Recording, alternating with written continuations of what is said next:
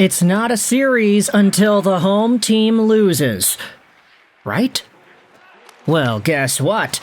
The home team has officially lost. The Montreal Canadiens stormed into KeyBank Arena with a vengeance, winning Game 2 against the Buffalo Sabres with a final score of 5-1. My gosh, man, what an explosion of offense from the Montreal Canadiens. And the funny part is, it wasn't even the main guys. Yes, it's true, Nick Suzuki scored a goal. But it was an empty net goal. Guess what, Juraj Slafkovsky, Cole Caulfield, they didn't convert. Did they have chances? Yes. Was there a 2-on-1 rush in the third where Slafkovsky tried to set up Caulfield? Yes. Did Cole Caulfield hit the post in the power play? Yes. Were there chances? Yes, but did they convert? No. Technically speaking. But even though that's the case, Montreal still storms the castle and defeats Buffalo 5-1. Alex Lyon on the Buffalo end lets in 4 goals on 27 shots against. And Jakub Dobes, after getting lit up for the first time all playoffs in game number 1 against Buffalo, stops 27 of 28 for a .964 save percentage today. We mentioned in the Game 1 review that Montreal, despite outshooting Buffalo, still did not have nearly the same amount of quality chances as the Sabres did. In this Game 2, however, whilst Buffalo was getting their opportunities, Dobes was making saves, and the Habs were consistently throwing pucks towards the net that were dangerous. The money puck deserved to win-o-meter wasn't heavily skewed in Buffalo's favor this time around. Montreal actually had the edge. And it all started 1 minute and 36 seconds into the first period. Now, I had mentioned earlier in today's show that I was at the dentist. It was at 4 p.m. my appointment, which is exactly the same time when Montreal-Buffalo started. So while I was in the chair, I was like, hey, can I have the TV remote, please? And they're like, oh yeah, sure, take it. Changed the channel to the game, and ended up watching Alex Newhook bury a goal just 1 minute and 36 seconds in. Lane Hutson walks right in, sends it across to Caden Gooley, who then throws the puck towards the goal, and it's tipped by Alex Newhook, squeezing right by Alex Lyon. That was an awesome goal. And it sets the tone for a guy in Newhook who obviously had the series winner against Tampa Bay in round 1. He also had a really enthusiastic, hyped up reading of the lines in the locker room as posted about by Sportsnet and their video crew.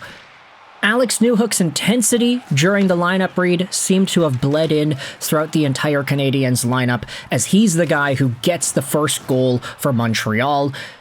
Now, funny part is, I actually didn't see Mike Matheson's second goal because at this point in my dental cleaning, the dentist was like on top of my head.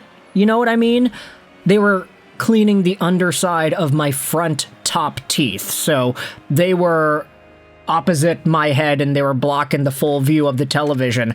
It wasn't taking too long, so I was like, oh, okay, now I can't see what's going on the TV. But then the moment the dentist stepped away, like 2 minutes later, I'd seen it was 2-0. I was like, wait, they got another one? Who was it? Ah, Mike Matheson? Bruh, it must have been a long shot then that Alex Lyon didn't see. And then upon the video replay, I saw that that's exactly what happened.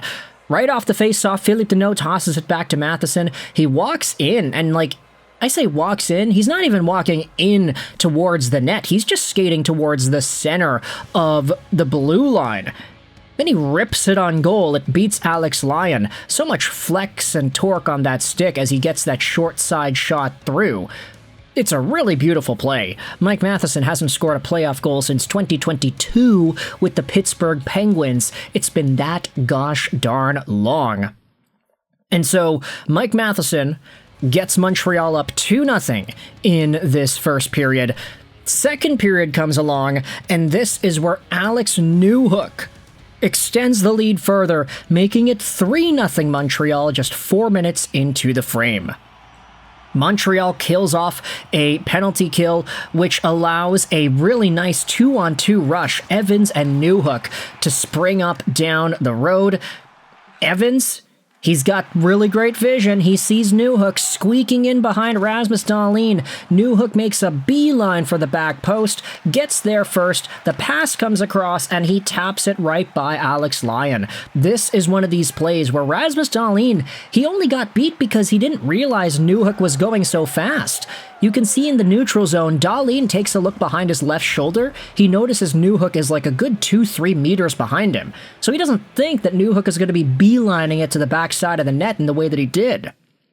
Dahlin didn't expect Newhook to just come and go so quickly.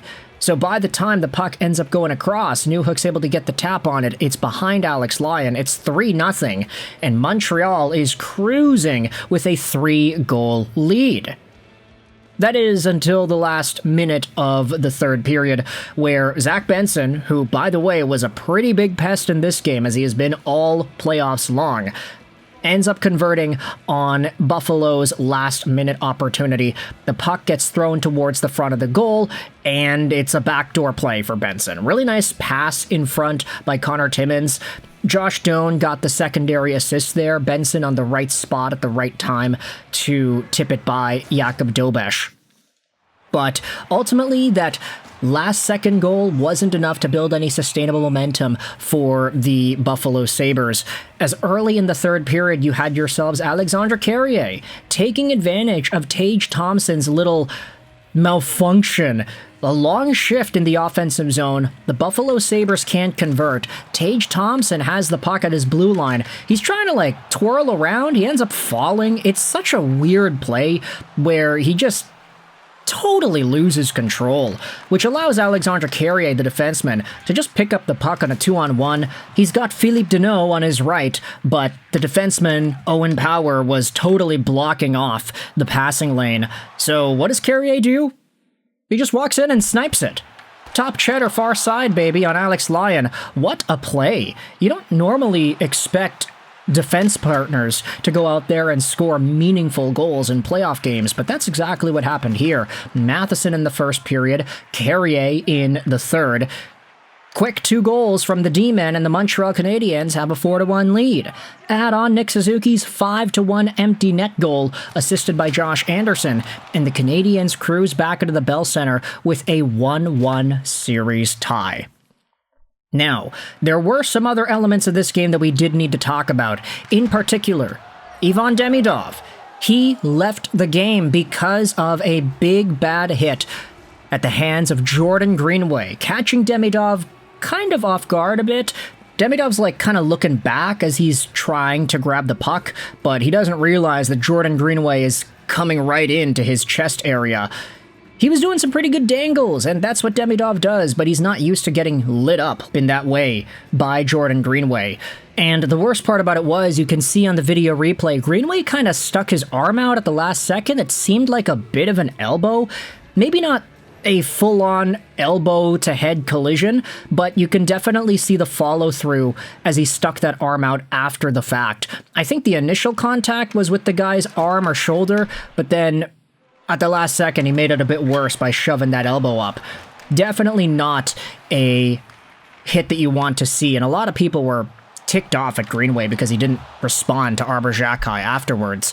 But with that said, seems like the physicality in this series is starting to pick up a tad, and we will wait and see whether or not this boils over into more tension in games 3, 4, 5, and if necessary, 6, 7. Let me know your thoughts in the comment section below about the Montreal Canadiens coming into Buffalo and taking a commanding 5-1 victory in game number 2, tying the series up and giving themselves an even palette in Montreal for games 3 and 4. Thoughts in the comment section about this Canadiens win. I hope you enjoyed this video. And bye.